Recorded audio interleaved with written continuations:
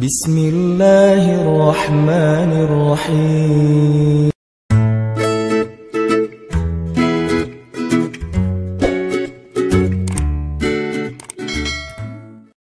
Wa idza sa'alaka ibadi anni, kalau hambaku bertanya kepadamu, di mana Allah? Saya pengen curhat.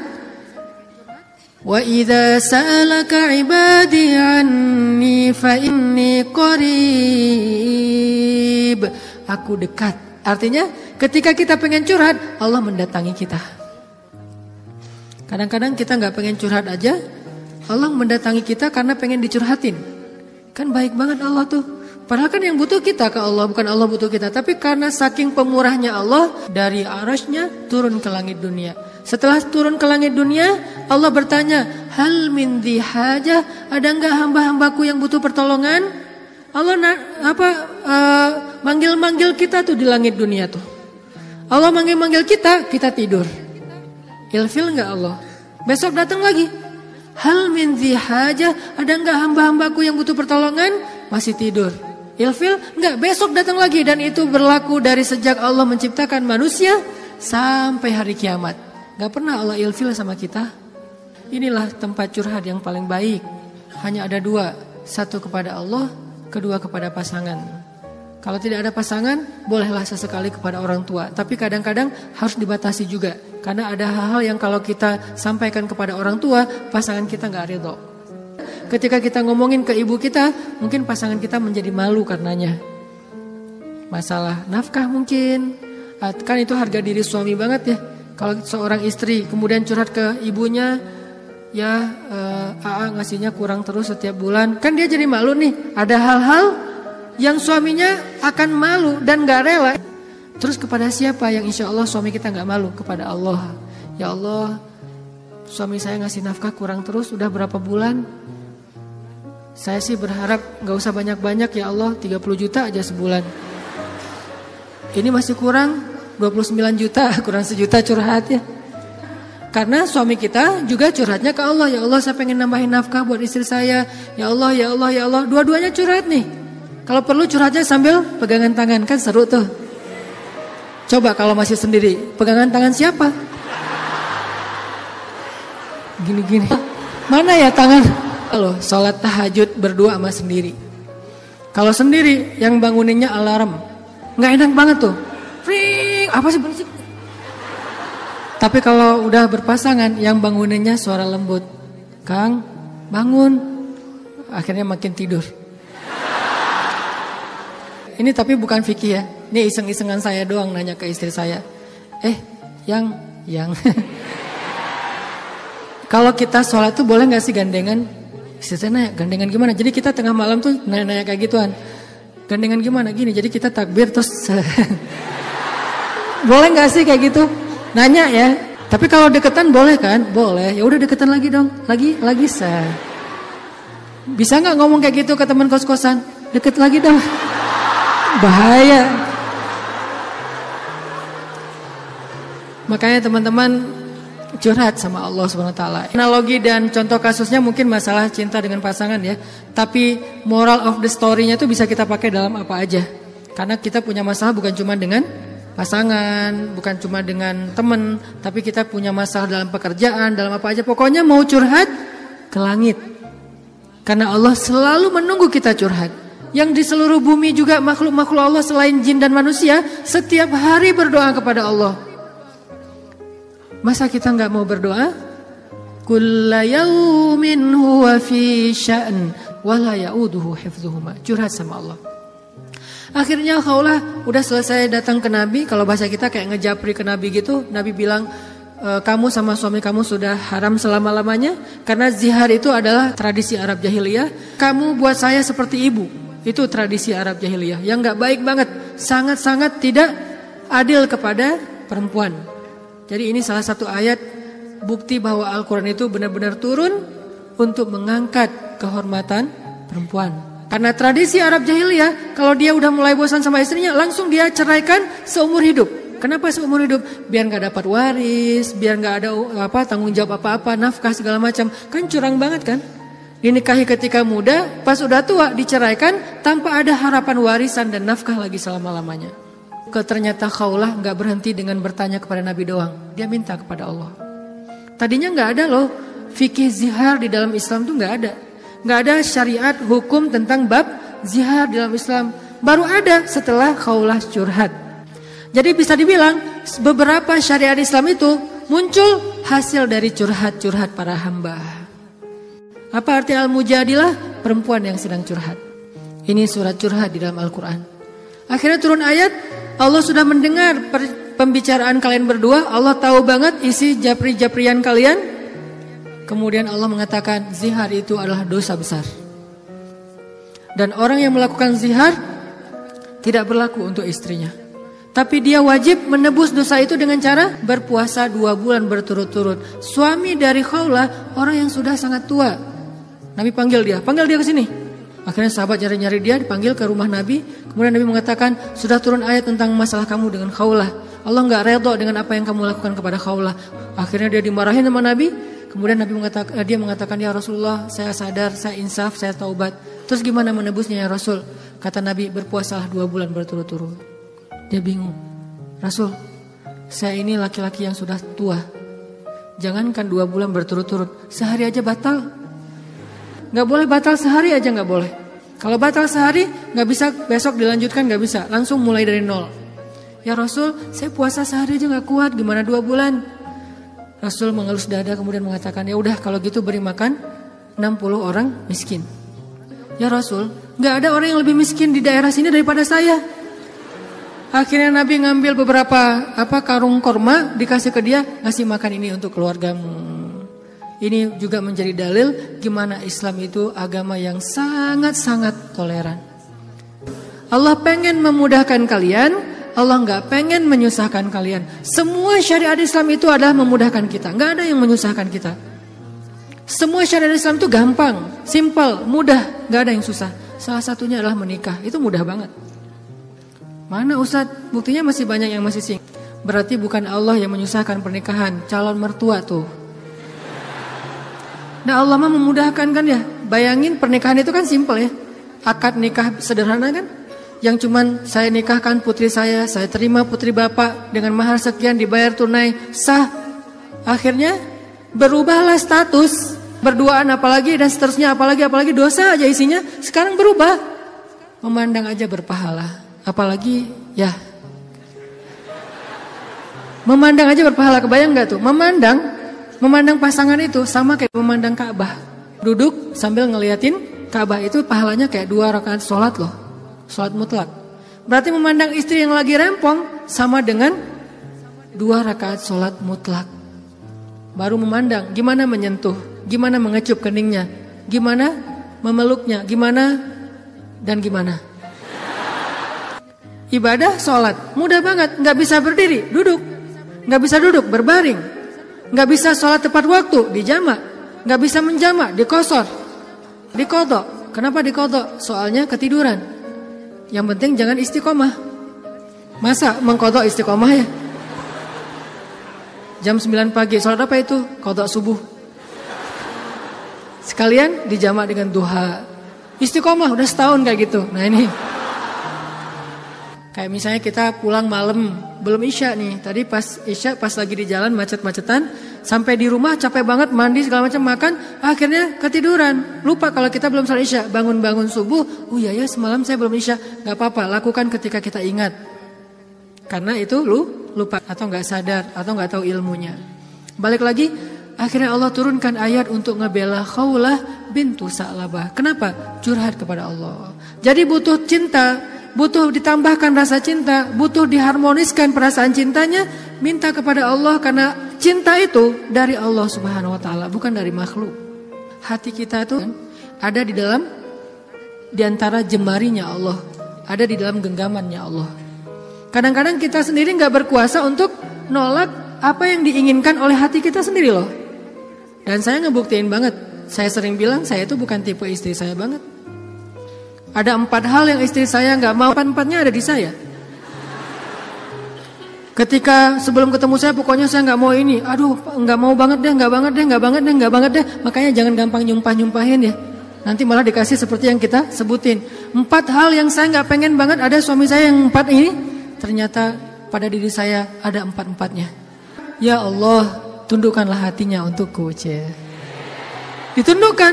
Kok saya nggak bisa nolak kamu? Ya, kuat-kuatan doa kan. Dia berdoa, ya Allah please jangan orang itu. Ya Allah please yang dia. Kuat-kuatan doa. Ya Allah jangan orang itu please, jangan orang itu. Ya Allah please dia aja, jangan yang lain. Ustadz dilawan ya. Doa. Jadi minta sama Allah itu gampang banget loh. Hidup kita tuh cuma masalahnya cuma gini doang. Buat saya hidup saya itu modalnya bukan duit, bukan teman, walaupun itu semuanya penting dan berharga, tapi modal paling penting dalam hidup saya itu ini. Makanya saya nggak mau sama sekali menggadaikan doa dengan makanan yang syubhat dan haram, nggak mau saya. Misalnya jalan ke luar negeri kayak kemarin New Zealand, Jepang yang muslimnya minoritas kan susah nyari makanan halal tuh. Mending lapar daripada saya akhirnya mencari-cari alasan, ini kan darurat kan udah nggak ada pilihan segala macam. Ini kan makannya ikan tapi kan satu minyak dengan makanan yang nggak halal. KFC kalau di luar negeri itu halal. Mungkin kalau di Singapura McD KFC-nya udah ada label halal. Tapi kalau di beberapa negara yang lain nggak ada label halal. Walaupun ayam kan bukan babi Ustaz, bukan pork. Tapi kan dia nggak disembelih dengan nama Allah. Saya nggak mau. Pengen ngerasain gimana ya rasanya ayam goreng di mana gitu, ayam kriuk di mana. Dia beda dengan di Indonesia. Tapi kan itu bahayanya bukan masalah hal haram, menggadaikan doa kita. Begitu kita makan, kenyangnya cuma sebentar, nanti juga udah lapar lagi, tapi doa kita ditolak 40 hari 40 malam. Gimana kalau pas lagi di luar negeri, terus kita ada masalah di imigrasi pas di bandara, kita berdoa gimana cara Allah akan mengabulkan? Kenapa? Modal kita dalam hidup tuh doa banget tuh. Saya ngerasa banget banyak keajaiban dalam hidup gara-gara berdoa. Bukan berarti saya udah soleh ya, bukan. Allah yang maha baik. Minta, ya Allah saya lagi butuh ini. Jadi duit kita teman-teman ada di sisi Allah. Jadi gak usah khawatir, tinggal minta. Teman-teman khawatir gak nyimpan duit di bank? Gak khawatir kan? Uang ada di bank 1M. Tenang kan? Kenapa kok tenang nitip uang 1M kepada manusia, tapi gak tenang menitipkan harta itu kepada Allah? Ini gak fair nih imannya nih. Kalau Allah lebih dahsyat daripada kartu dan buku rekening apa? Allah tidak pernah ingkar janji. La yukhliful mi'ad. Allah lah yang memberi kalian rezeki. Allah lah yang menjamin untuk kalian hidup. Sehingga buat saya pribadi, saya tuh orang kaya. Uangnya di mana Ustaz? Di Allah. Saya tuh orang kaya, punya banyak aset. Mana asetnya? Allah yang tahu. Saya nggak tahu, tapi Allah tahu. Kan gitu kan? Sederhana sebetulnya. Gampang banget. Duit ada di Allah. Sama kayak orang bilang, saya banyak duit, alhamdulillah sekarang ada beberapa ratus juta. Di mana? Di bank. Aman? Enggak. Walaupun kita merasa nyaman, tapi enggak aman. Kalau di Allah, kita enggak merasa nyaman. Padahal itu yang paling aman. Tapi kan enggak ada wujudnya Ustaz. Emang di bank ada wujudnya. Tapi kan enggak ada bukti apa-apa segala macam. Apakah Allah pernah ingkar janji? Enggak pernah. Tapi nariknya gimana Ustaz? Kalau ke bank kita tinggal datang ke tellernya, kita minta. Kalau ke Allah lebih gampang, gak perlu macet-macetan ke teller, gak perlu ngambil nomor antri, tinggal gini doang. Lebih mudah. Gak ada tapi untuk Allah. Tapi itu hanya berlaku buat kita. Sebaik apapun kita ada tapinya. Tapi kan dia juga manusia. Minimal. Kalau enggak, tapi kan dia gak jujur. Tapi kan dia jahat. Tapi kan dia curang. Kalau dia orang baik, tapi kan dia manusia. Tetap ada kurangnya kan? Kalau Allah gak ada tapinya. Allah gak akan memberikan harta karena kekurangan. Allah maha kaya. Allah terlalu sibuk. Allah maha kuasa. Allah gak dengar. Allah maha mendengar. Allah misalnya gak melihat. Allah maha menyaksikan. Apa sih yang kita persoalkan dari Allah? Tinggal gini doang. Tapi saya udah sering gini gak didengar sama Allah. Berarti kita gak punya kontrak. Kontrak itu udah kita batalin dengan makanan yang haram. Kontrak itu udah kita batalin dengan memutuskan silaturahim. Kontrak itu udah kita batalin dengan berburuk sangka kepada Allah. Itu kan yang membatalkan kontrak.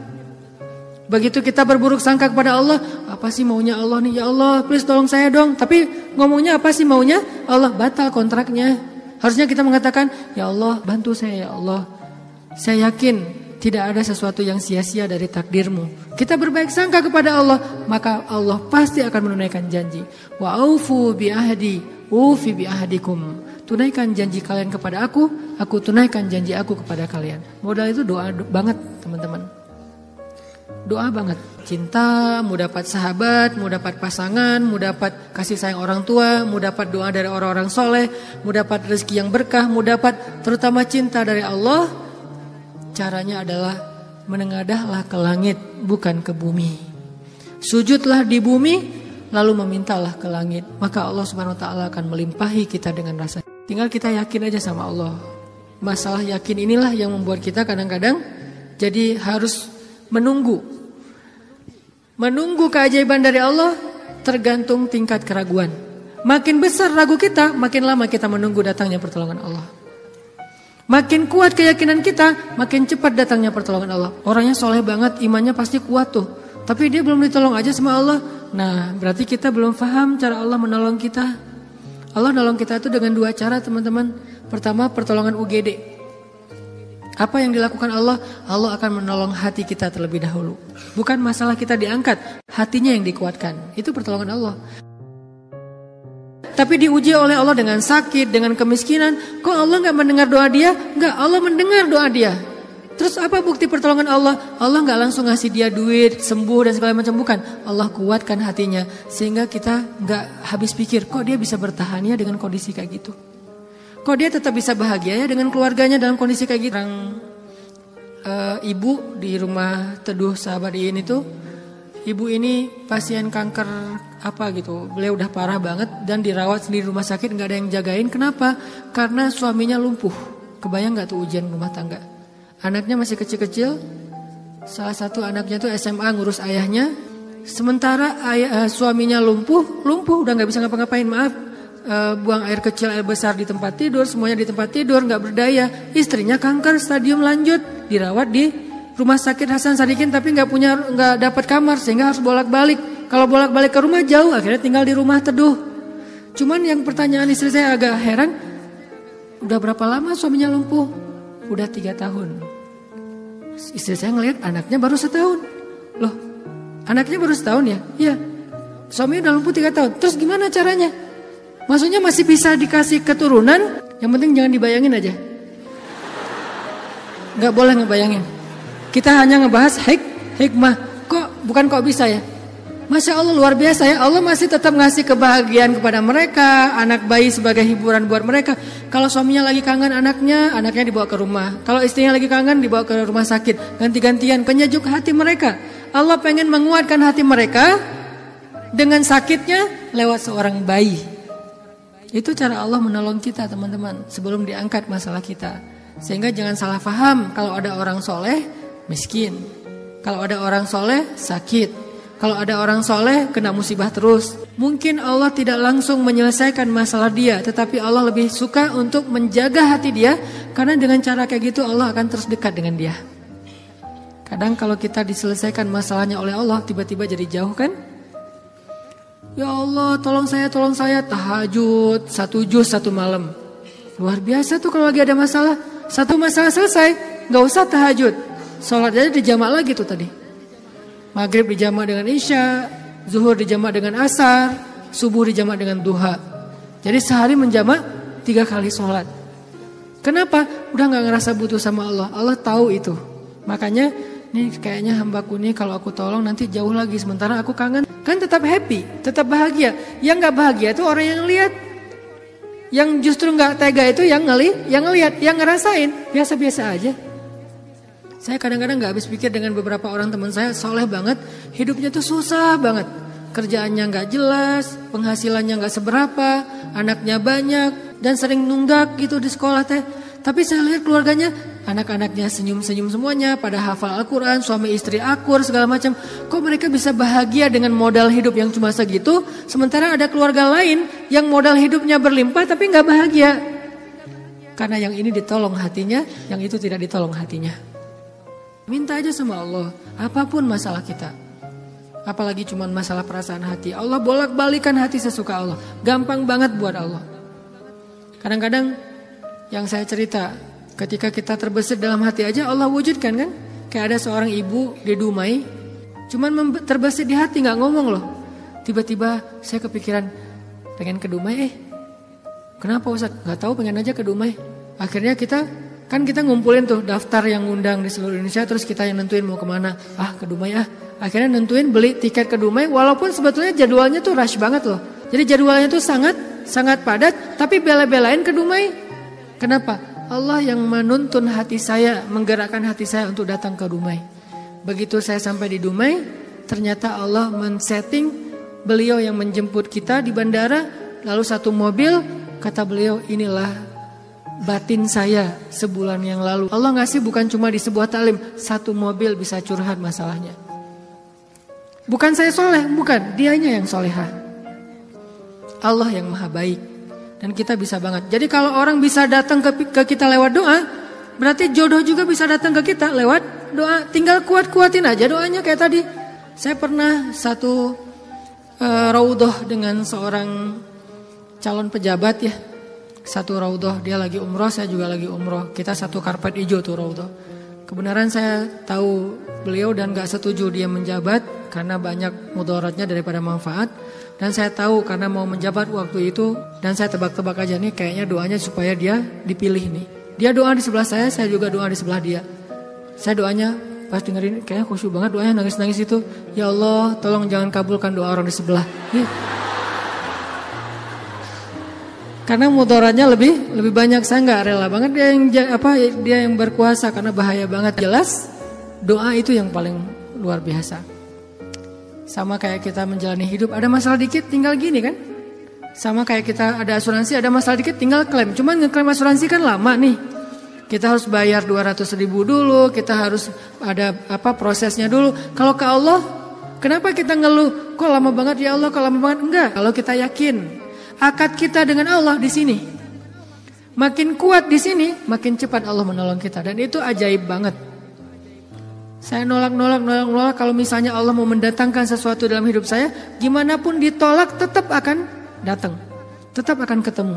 Alam yajidka yatiman fa'awah, wa wajadaka dhallan fahada, wa wajadaka ailan fa'aghna. Itu yang jadi modal kita. Bukankah dulu kita pernah ngalamin masa-masa sendiri kemudian Allah beri kita keluarga? Masa-masa ketika kita bingung Allah beri kita petunjuk. Fa ammal yatima fala taqhar, wa ammas sa'ila fala tanhar, wa amma bi ni'mati rabbika fahaddis. Apa maksud wa amma bi ni'mati rabbika fahaddis? Nikmat Tuhanmu itu dibicarakan. Maksudnya apa? Untuk membuat kita makin yakin sama Allah. Ya, dulu kan Allah pernah nolong kita. Dulu kita pernah lapar, Allah yang beri kita makan. Dulu kita pernah bingung di sebuah kota mau kemana, Allah kasih kita tempat tinggal. Dulu kita pernah bingung sendiri, Allah kesepian sendiri, Allah kasih kita keluarga. Itu yang dibahas untuk tajdidul iman, memperkuat iman kita kepada Allah Subhanahu wa taala. Jadi kesimpulannya teman-teman, bahwa kita butuh apa aja mintalah sama Allah, termasuk cinta.